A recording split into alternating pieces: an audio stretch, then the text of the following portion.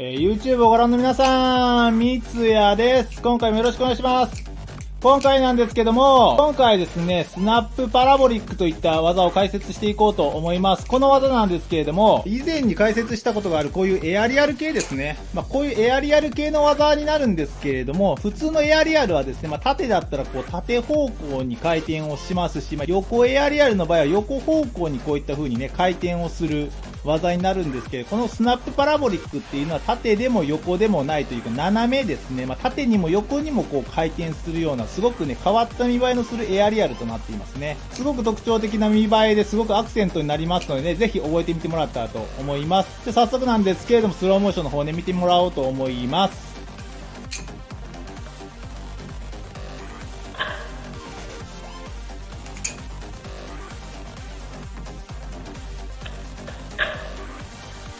はい、スローモーション見てもらいましたけれども、このスナップパラボリックといった技ですね。いろんなパターンがありますので、今回はこの2パターンに、合わせてね、解説をしていこうと思うんですけれども、まずね、技の解説の前に注意点から解説をしていこうと思います。まず冒頭にですね、こんな感じで、はい、横から投げてるね、シーンですね。どんな感じに見えるのかっていうことで撮影をしたんですけれども、これはですね、非常に悪い例なので、皆さんは絶対真似しないでください。理由を解説していきます。まずその1なんですけれども、こういったね、ライブブレードですね、刃がついてるものですね、切れるし先端が刺さるものですね、こういったナイフを使ってね、練習をしないでください。普通に切れますし、刺さるのでね、普通に怪我します。なので、こういうライブブレードではなくて、こういったトレーナーですね、切れないし刺さらないものですね、こういったトレーナーを準備して練習するようにしてください。二つ目なんですけれども、あと立った状態でね、これ練習しない方がいいです。理由は簡単なんですけれども、こういうエアリアル系っていうことで、こうやってね、投げる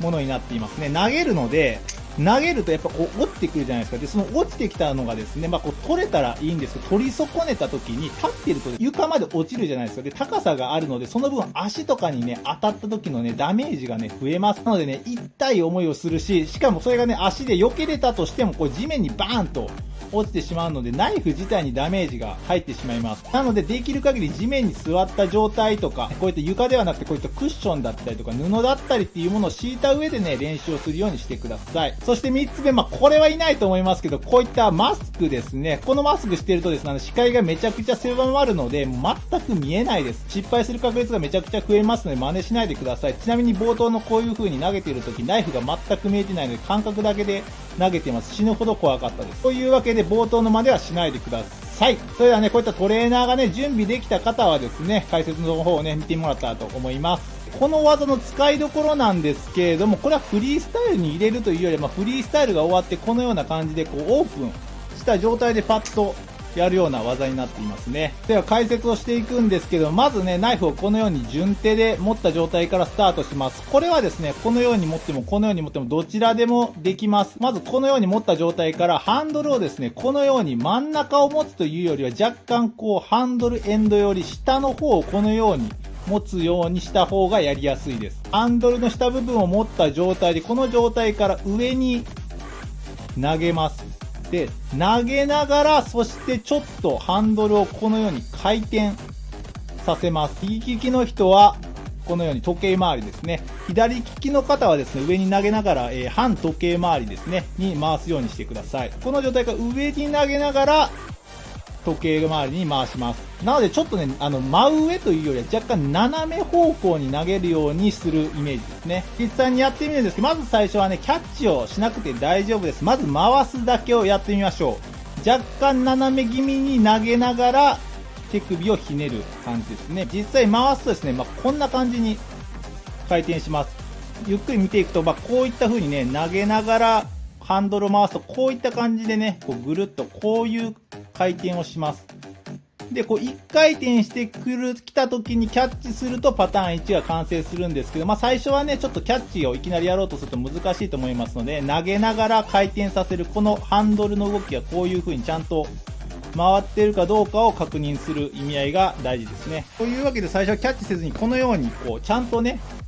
途中でこういう風に空中でこういう動きをしているかこれができるようにね、こう投げ方が正しいかっていうのを確認できるように、最初はね、とにかくこうやってね、投げる練習をしましょう。キャッチするのはその次で大丈夫です。はい、次になんですけれども、いよいよ投げ方がですね、正しい。ちゃんと投げた時にこのように空中でこういった回転をしていることが確認できたら、いよいよ次にキャッチをする練習になりますね。先ほど言ったこのようにちょっと斜め気味に投げながら回転をして、こういった風に投げるとこういった回転をしますので、回転してきたタイミング、このタイミングで手を出してあげるとこういったキャッチが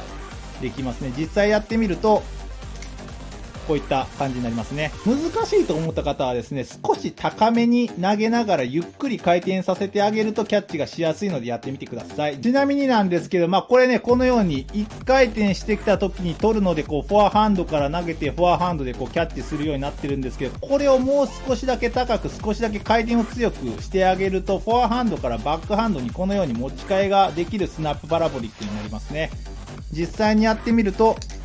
こんな感じになりますね。このパターン1ですね。この状態からこのようにキャッチができるようになった方は、もう少しだけ回転を強くするとこのようにできますので、これもね、合わせて練習してみてもらったらと思います。今回はね、詳しい解説はしないです。それではパート2の解説をしていこうと思うんですけど、パート2はですね、見切れてて分かりづらいと思うんですけれども、パート1はこのように横に1回転してきたのをキャッチするのに対して、パート2はですね、この横に1回転と、あとこの縦にですね、1回転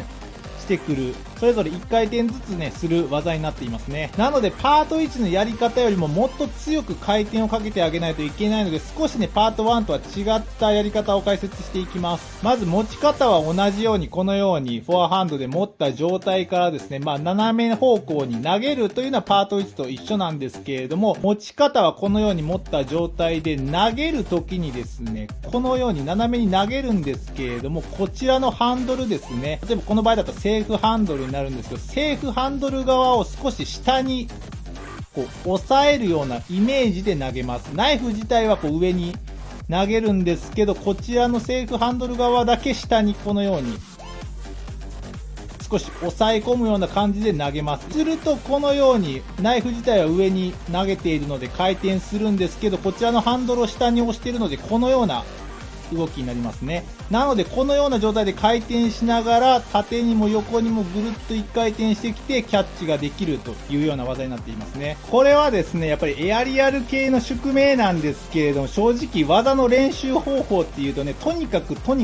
げまくるっていうことしかできないです。もう感覚なので、ジャグリングだったりけん玉だったりっていうものをね、普段からやってる人は多分簡単じゃんって思うと思いますし、そういうのやってない方はですね、見えない、わかんない、感覚がつかめないっていうことですごく苦労すると思いますね。初心者向けっていうことで解説してるんですけれども、人によって難しさが変わると思いますのでね、とにかくこういったトレーナーですね、怪我しないトレーナーを準備した上でボンボン投げまくってね、失敗上等で練習いっぱいしてみていきましょう。で、あとですね、エアリアル系にありがちなんですけども、一回ね、たまたまできたっていうことがね、あります。で、ちなみにこれできたっていうのとね、習得したっていうのはまた別になりますので、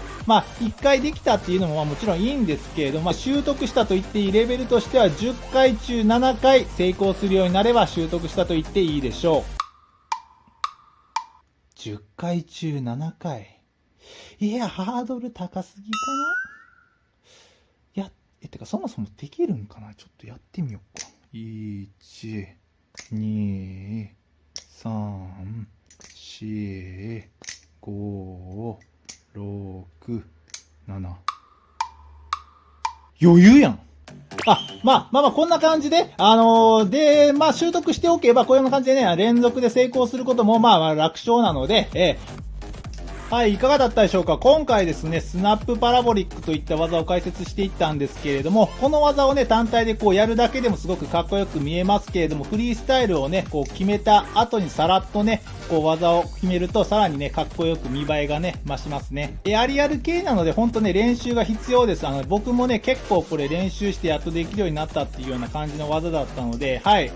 気長にね、ちょこちょこ、暇を見つけては投げてね、練習して、ある時ね、コツがつかめたらね、その時にいっぱい投げて、そのコツをね、ちゃんと習得できるような感じでやってもらえるといいかなと思いますね。はい、じゃあ今回ですね、こんなとこで終わろうと思います。ご視聴ありがとうございました。また次回よろしくお願いします。それでは。